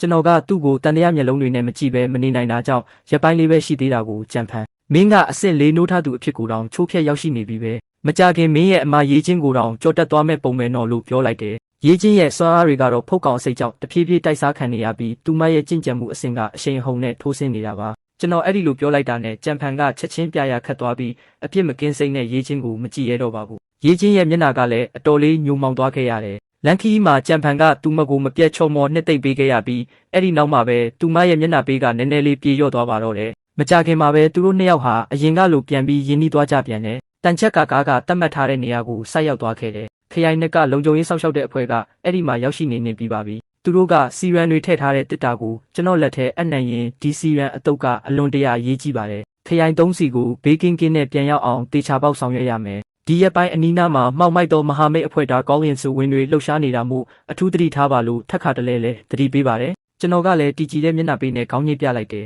မှောက်မိုက်သောမဟာမိတ်အဖွဲ့ဟာလူသားအဖွဲ့အစည်းတစ်ခုဖြစ်ပေမဲ့သူတို့ရဲ့ယုံကြည်ချက်ကဖြောက်မှတ်သောမဟာမိတ်အဖွဲ့ Just Like Audience နဲ့လုံးဝဥဒုံဆန့်ကျင်ဘက်ဖြစ်ပါတယ်ဖြောက်မှတ်သောမဟာမိတ်အဖွဲ့ရဲ့ဗဟိုဆောင်တွေမှာအယက်သားပြည်သူတန်းပေါင်းများစွာနေထိုင်ကြပြီးလူသားမျိုးနွယ်ရဲ့မျိုးစေ့ကိုကာကွယ်စောင့်ရှောက်ဖို့နဲ့လူသားတွေထာဝရရှင်သန်နိုင်ရေးအတွက်ဖုတ်ကောင်ဗိုင်းရပ်စ်ကိုအမြင့်ပြတ်တိုက်ဖြတ်ပြီးမိမိတို့ရဲ့ဇာတိမြေစီပြန်လည်ရောက်ရှိနိုင်ဖို့မျှော်လင့်ချက်နဲ့လှုပ်ဆောင်ကြတာပါဒါပေမဲ့မှောက်မိုက်သောမဟာမိတ်ဖွဲ့ကတော့လုံးဝပြောင်းပြန်ဖြစ်ပြီးအယက်သားတွေကိုကျွံပြုကနိုးထသူတွေကပဲစိုးမိုးအုပ်ချုပ်တဲ့မှောက်မိုက်တဲ့ empire တစ်ခုကိုတိစောက်ကြတာဖြစ်ပါတယ် ကျွန်တော်တို့တန်ချက်ကာကားပေါ်ပြန်ရောက်တာနဲ့ရေးချင်းကတက်ဆောင်စီရန်ကိုထုတ်ပြီးချက်ချင်းထိုးထည့်ဖို့လောနေပါတော့တယ်ဒါပေမဲ့ကြံဖန်ကလှမ်းတာပြီးမဟာမိတ်အဖွဲ့စီပြန်ရောက်မှထိုးပါကျွန်တော်စမ်းသက်ကြည့်ဘူးတဲ့စီရန်ထိုးလိုက်ရင်မင်းရဲ့တိုက်ခိုက်ရေးစွမ်းရည်တွေခစ်တခဏကုန်ခန်းသွားလိမ့်မယ်လန်ခီမှာတခုခုဖြစ်ရင်အန်ရည်များလုံးလို့ဒီတက်ဆောင်စီရန်ကိုကျွန်တော်စီမှာပဲအန်ရည်ကင်းတင်ထားပေးပါရစေလုံးဝစိတ်ချရစေရမယ်လို့အာမခံပါတယ်လို့ပြောတယ်ရေးချင်းကလည်းအကျိုးအကြောင်းတင့်လျော်တယ်လို့ထင်တာကြောင့်စီရန်ကိုသူ့လက်ထဲအပ်လိုက်ပါတော့တယ်ကြံဖန်ကစီရန်တစ်တာကိုသူ့ရင်ခွင်ထဲအမြန်ပိုက်ထားပြီးတည်င်းပေါက်အပြင်ဘက်ကိုရန်ဖန်ရန်ခါလှမ်းကြည့်နေခဲ့တယ်ကျွန်တော်ကတော့ရှေ့ကန်းလက်ထောက်ထိုင်ကုန်မှာနောက်မိပြီးမျက်စိမိတ်အနားယူနေလိုက်တယ်ကွက်တီအဲ့ဒီအချိန်မှာပဲအဝေးကနေအမြောက်ကြီးတစ်ဖက်ပစ်ခတ်လိုက်တန်ထွက်ပေါ်လာတာကြောင့်ကျွန်တော်ကဝင့်နေကြမောက်မိုက်တော့မဟာမိတ်အဖွဲ့ပဲလို့ပြက်ပြက်တသားအော်ဟစ်လိုက်ပါတယ်အမြောက်ကြီးကတန်ချက်ကာကားကိုတက်တက်ထိမှန်သွားပြီးကားက9ပတ်10ပတ်လောက်လိမ့်သွားပြီးမှရက်တန့်သွားခဲ့တယ်နားကွဲမတက်ပြင်းထန်တဲ့ပောက်ကွဲတန်ကြီးကြောင့်ကျွန်တော်တို့နားစီတွေကွဲမတက်ဖြစ်သွားရပါတယ်ကျွန်တော်တို့3ယောက်လုံးကားထဲမှာဟိုးဆောင်တီဆောင်ဖြစ်ကုန်ပြီးခေါင်းတွေလည်းတန်နရံတွေနဲ့ပြင်းပြင်းထန်ထန်စောင်းမိကုန်ကြတယ်အဲ့ဒီအချိန်မှာပဲမိခိုးရောင်တိုက်ပွဲဝင်ဝစ်စုံဝစ်စင်ထားတဲ့လူတရားစင်ကျော်ကတနက်တွေကိုအသင့်ပြင်ပြီးကျွန်တော်တို့စီကိုကြည်စံမိုးတွေရွာချလိုက်ပါတော့တယ်ကျွန်တော်ကဟန်ဆောင်ပန်ဆောင်လုပ်နေတဲ့ကြံဖန်ကိုကြည့်ပြီးမင်းတို့2ယောက်အရင်သွားကြငါနောက်ကနေကာကွယ်ပေးထားမယ်လို့ပြောပြီးကားတကားကိုကန်ဖွင့်ကလျှက်စီးလို့အဟုန်နဲ့အပြင်ကိုပြေးထွက်လိုက်ပါတယ်ကျွန်တော်ကလေးစွမ်းရည်ဝင်းနဲ့အချိန်စွမ်းရည်ထိုင်2မျိုးလုံးကိုပိုင်ဆိုင်ထားတဲ့နိုးထသူတစ်ယောက်ဖြစ်တာကြောင့်ကျွန်တော်ရဲ့အရှိန်ကအလွန်မြန်လွန်းလို့ကြီးစံတွေကကျွန်တော်ဝစ်စားတွေကိုတော့မထိမှန်နိုင်ပါဘူးကျွန်တော်ကရန်သူလူမိုက်တွေကြားထဲမှာပုံရိပ်ရောင်တစ်ခုလိုဖြတ်တန်းလှုပ်ရှားလိုက်တယ်ကျွန်တော်ကိုယ်တည်းကအချိန်စွမ်းရည်တွေလက်ပတ်လာတာနဲ့အမျှပတ်ဝန်းကျင်ကအရာအလုံးဟာအနည်းပြကွက် slow motion လိုမျိုးရွေ့လျားသွားပြီးကြီးစံတွေရဲ့ပြန်တန်းရလမ်းကြောင်းတွေကပါအထင်ရှားကွက်ကွက်ပြပြမြင်တွေ့နေရပါတော့တယ်ကျွန်တော်ရဲ့အလင်းသားကိုတစ်ချက်ဝေးရမ်းလိုက်တာနဲ့မှောက်မိုက်သောမဟာမိတ်အဖွဲ့ဝင်တွေဟာအသက်မဲ့စွာနဲ့တယောက်ပြီးတယောက်မြေပြင်ပေါ်လဲကျသွားခဲ့ကြတယ်ကျွန်တော်တန်ချက်ကကားရှိရာဘက်ကိုပြန်လှည့်ကြည့်လိုက်တဲ့အချိန်မှာတော့ပတ်ဝန်းကျင်တစ်ခုလုံးကစီးနှင်းကဘာတစ်ခုအဖြစ်ပြောင်းလဲသွားခဲ့ပါပြီကျွန်တော်နှလုံးခုန်တန်တစ်ချက်ရက်သွားပြီးကားစီကိုအပြေးလွှားသွားခဲ့ပါတယ်ရေးချင်းနဲ့ကြံဖန်တို့2ယောက်လုံးဒဏ်ရာအပြင်းထန်ရနေကြပြီးတက်ဆောက်စီရန်ကတော့လေထဲလွင့်ပြောက်သလိုမျိုးမရှိတော့ပါဘူးဟာကြားကိုတောကနေမြူထုတ်တဲ့အကွက် luring the tiger out of the mountain ပေါ့လေဒီကောင်စုံမှာတေချာပေါက်ပြဿနာရှိနေတာပဲဒါပေမဲ့အားလုံးကကျွန်တော်ရဲ့အစီအစဉ်တိုင်းဖြစ်ပျက်နေတာပါကျွန်တော်ကလက်တစ်ဖက်နဲ့ကြံဖန်ရဲ့လေပင်ကိုလှမ်းညှစ်လိုက်ပြီးတက်ဆောင်စီရန်ပင်မှာလဲမင်းမဲ့အနေနဲ့ကင်းတင်ထားပေးမယ်ဆိုလုံးဝစိတ်ချရစေရမယ်လို့အာမခံခဲ့တယ်မဟုတ်လားလို့မေးရင်သူ့လေပင်ကိုကင်ကမြေပြင်ကနေမြှောက်လိုက်ပါတယ်သူကသူ့ရဲ့လက်နှစ်ဖက်လုံးနဲ့ကျွန်တော်လက်ကိုအသေးတန်လာဆွဲရင်းကျွန်တော်မဟုတ်ပါဘူးအကိုလူချင်းအခုလေးတင်ကျွန်တော်ကိုလွှတ်ပေးပါဦးအကိုအဲ့ဒီလူမိုက်တွေကိုရှင်းနေတော့မှအဆင့်9နိုးထသူတယောက်ရုတ်တရက်ရောက်လာတာမရေးချင်းနဲ့ကျွန်တော်နဲ့ဘလို့မှမရှင်းနိုင်ခဲ့လို့အဲ့ဒီလူကစီရန်ကိုလူသွားတာပါလို့ပြတလဲညင်းပါတယ်ဒါကိုမြင်တော့ရေးချင်းကအနားကိုအပြေးလွှားရောက်လာပြီးကျွန်တော်လက်မောင်းကိုလာရိုက်ကမင်းသူ့ကိုတတ်မလို့လားကြံဖန်ကတက်ဆောင်စီရန်ကိုတမင်တကာပျောက်ဆုံးအောင်လုပ်တာမဟုတ်ဘူးလေမင်းဘာရီယူနေတာလဲသူ့ကိုအခုချက်ချင်းလွတ်ပေးစမ်းမဟုတ်ရင်ငါမင်းကိုဘယ်တော့မှခွင့်လွတ်မှာမဟုတ်ဘူးလို့ကြိတ်ဆိုရဲတယ်လို့အော်ဟစ်ပါတော့တယ်ကျွန်တော်ရေးချင်းဘက်ကိုလှည့်ကြည့်လိုက်တယ်သူမရဲ့စပင်တွေကစတင်ကျွတ်ထွက်နေပြီဖြစ်ပြီးမျက်လုံးတွေကလည်းနီးရဲလာနေပါပြီဒီလူကောင်ကတော့အခုထိကြံဖန်ရဲ့တကယ်မျက်နှာဖုံးအစစ်မှန်ကိုမမြင်နိုင်သေးပါဘူးကောင်းပြီလေဘာပဲဖြစ်ဖြစ်တရဝါဆမ်မတ်စတာအဖြစ်ပြောင်းလဲသွားမဲ့သူကကျွန်တော်မှမဟုတ်တာဒီအတိုင်းပဲဖြည်းဖြည်းချင်းပုတ်ပွက်ပျက်စီးသွားဖို့ပဲစောင့်နေလိုက်တော့ပြင်းထန်တဲ့အတန်ကြီးနဲ့အတူကျွန်တော်ကတန်ချက်ကားကိုအားပြင်းပြင်းနဲ့တစ်ချက်ထိုးလိုက်ရကားကအရှိန်နဲ့လိမ့်သွားပြီးမှရက်တန့်သွားပါတယ်ဒါကိုမြင်တော့ကြံဖန်နဲ့ရေးချင်းတို့2ယောက်လုံးလန့်ဖြတ်သွားပြီးကျွန်တော်ကိုကြောက်လန့်တကြားမျက်လုံးတွေနဲ့စိုက်ကြည့်ကြတယ်ကြံဖန်မင်းမအပြစ်ရှိကြောင်းတက်သေးတွေကိုငါရှာမတွေ့ဖို့ပဲဆူတောင်းထားလိုက်ငါမင်းကိုတေချာပေါက်အပိုင်းပိုင်းဆုပ်ဖြဲပစ်မယ်လို့ပြောပြီးမှသူ့ကိုလွှတ်ပေးလိုက်ပါတယ်ကြံဖန်ကသူ့လေပင်ကိုကင်ပြီးတရားဆက်ချောင်းဆိုးနေခဲ့ပေမဲ့သူ့ရဲ့မျက်လုံးထဲမှာတော့အစိတ်ပြင်းတဲ့နာကျင်မှုတွေဖြစ်ပြေးသွားခဲ့တယ်တတိယဇုံဇွန်3ကိုပြန်ရောက်တဲ့အခါမှာတော့စုဖုံးကဒေါသတကြီးဖြစ်နေပြီးကျွန်တော်တို့3ယောက်လုံးကိုအပြင်ဆွဲထုတ်ကတနက်နဲ့ပြစ်တက်ခိုင်းဖို့အထိလုပ်ခဲ့ပါတယ်အစစ်မြစ်အရာရှိအနှဲငယ်ကဝိုင်းဝန်းတောင်းပန်ပေးခဲ့ကြလို့သာသူကမတက်တာပဲလွှတ်ပေးခဲ့တာပါအဲ့ဒီနောက်မှာတော့စုဖုံးကကျွန်တော်တယောက်တည်းကိုပဲတီးတန့်ချန်ထားခဲ့ပြီးမျက်လုံးချင်းတက်တဲ့စိုက်ကြီးကလူချင်းလွန်ခဲ့တဲ့တစ်နှစ်ကဆေးဘက်ဆိုင်ရာသူတေသနာတက်ခွဲကန်ပောက်ကွဲမှုမှာတေချာပေါက်နောက်ွယ်ကလှုပ်ဝက်ချက်တွေရှိနေသေးတယ်အဲ့ဒီလောက်ထိတီးကြတဲ့ဖောက်ခွဲမှုကိုလုံနိုင်ပြီးထွက်ပြေးဖို့လမ်းကြောင်းကိုပါတေးချာကြိုတင်စီစဉ်ထားနိုင်ဖို့ဆိုတာအတွင်းလူ insight မရှိဘဲနဲ့ဘလို့မှမဖြစ်နိုင်ဘူးကြံဖန်ကအဲ့ဒီတုန်းကလုံခြုံရေးဝန်ထမ်းတွေကတယောက်ပဲဒီရက်ပိုင်းအတွင်းမှာငါအဲ့ဒီတုန်းကရှိနေခဲ့တဲ့ဝန်ထမ်းအားလုံးကိုတိတ်တဆိတ်စုံစမ်းစစ်ဆေးခဲ့တယ်အဲ့ဒီနေ့ကကြံဖန်တယောက်ပဲသူ့ရဲ့တာဝန်ကျနေရကနေအချိန်တိုတစ်ခုအတွင်းထွက်ခွာသွားခဲ့တာမင်းသားငါ့ကိုတဲလွန်စာမပေးခဲ့ရင်ငါသူ့ကိုဘယ်တော့မှတန်တရားဝင်မိမှာမဟုတ်ဘူးလို့ပြောပါတယ်ကျွန်တော်စုဖုံးကိုမောကြည့်လိုက်ရသူ့မျက်လုံးတွေကတွေးကြောတွေထင်နေပြီးหนีရဲနေပါတယ်ပြီးခဲ့တဲ့ရက်ပိုင်းအတွင်းစီရန်ကိစ္စနဲ့မဟာမိတ်အဖွဲ့အရေးကြောင့်သူ့မှာစွမ်းအင်တွေအတော်လေးကုန်ခန်းပင်ပန်းနေတာထင်ရှားပါတယ်သူကအန်ဆွဲတဲကနေဖိုင်တွဲတစ်ခုကိုထုတ်လိုက်ပြီးဒါကကြံဖန်ရဲ့ကိုရေးရစဝင်ဖိုင်ပဲလွန်ခဲ့တဲ့3နှစ်ကသူမဟာမိတ်အဖွဲ့တွေကိုဝင်လာတော့ကသူ့ရဲ့နောက်ခံအကြောင်းအရာအတော်များများကအတီးပြုလို့မရခဲ့ဘူး မကြသေးခင်ကငါနိုးထသူအားလုံးရဲ့ဖိုင်တွေကိုစောင့်ကြည့်ရေးကင်မရာမှတ်တမ်းတွေနဲ့တိုက်ဆိုင်စစ်ဆေးကြည့်တဲ့အခါမှာစေတုဒေသနာတက်ခွဲကန်းပောက်ကွဲတဲ့နေ့ကစလို့တဲလွန်စာတော်တော်များများကသူ့မှာပြဿနာကြီးကြီးမားမားရှိနေတယ်ဆိုတာကိုညွှန်ပြနေတယ်လို့ဆိုပါတယ်ကျွန်တော်ကမျက်မှောင်ကုပ်ပြီးဒီတစ်ချိန်တက်ဆောင်စီရန်လွှဲပြောင်းတဲ့နေရာမှာကောတခြားဘယ်သူကများအချက်လက်တွေကိုပေါက်ကြားအောင်လုပ်နိုင်သေးလဲလို့မေးလိုက်တယ်ဒါကိုကြားတော့စုဖုံးရဲ့မျက်လုံးထဲမှာထက်မြက်တဲ့အယောင်ဝါတွေဖြစ်ခနဲပေါ်လာပြီးလုံးဝမဖြစ်နိုင်တာဒုတိယဆုံးကလုံခြုံရေးအဖွဲ့ကငါအယုံကြည်ရဆုံးလူတွေနဲ့တမင်ရုပ်ဖြတ်လွတ်ထားတာသူတို့ကငါစီမှာလောက်တက်နှစ်ပေါင်းများစွာရှိပြီးမှုလုံးဝပြဿနာမရှိဘူးဒီတာဝန်အကြောင်းသိတာဆိုလို့မင်းတို့၃ယောက်ပဲရှိတာမင်းနဲ့ရေချင်းကငါမျက်စိအောက်မှာပဲကြီးပြင်းလာခဲ့တာဆိုတော့အကြီးဆုံးတန်တရားရှိသူကကြံဖန်ပဲဖြစ်ရမယ်လို့ပြောပါတယ်ကျွန်တော်စုဖုံးရဲ့ရုံငန်းထဲကနေထွက်ခွာခါနေအချိန်မှာသူကကျွန်တော်လက်ထဲကိုတကယ်တက်ဆောင်စီရန်စစ်ကိုကမ်းပေးလိုက်ပြီးလူချင်းငါရေးချင်းအပေါ်ကိုလုံးဝစိတ်ပြတ်သွားပြီးဒီစီရန်ကိုသူမကိုပေးမလားမပေးဘူးလားဆိုတာမင်းသဘောအတိုင်းပဲဆုံးဖြတ်ပါမင်းပါပဲရွေးချယ်ငါမင်းကိုထောက်ခံတယ်လို့ပြောခဲ့တယ်ကျွန်တော်စီရန်ကိုဂယုတစိုက်တင်စီလိုက်ပြီးနားလဲပါပြီးဥက္ကဋ္ဌကျွန်တော်သဘောပေါက်ပါပြီလို့ပြန်ပြောလိုက်တယ်၃ရက်ကြာပြီးတဲ့နောက်မှာတော့ရေးချင်းရဲ့ခန္ဓာကိုယ်ပေါ်ကအပုပ်နှံတွေကတရက်ထက်တရက်ပိုပြီးပြင်းထန်လာခဲ့ပါတယ်သူမဟာဖုတ်ကောင်အဖြစ်ပြောင်းလဲလူမိပါဖြစ်နေပါပြီတကယ်လို့တက်ဆောင်စီရန်ကိုသာမရရင်သူမအလွန်ဆုံးတောက်ခံနိုင်မှတရက်ပဲလိုပါတော့တယ်ယခုချိန်မှာတော့သူမဟာစိတ်ပြအားငယ်မှုတွေနဲ့လုံးဝလွှမ်းမိုးခြင်းခံထားရပြီးကြံဖန်အပေါ်မှာပါတန်တရားအချို့စတင်ဝင်ရောက်လာခဲ့ပါပြီ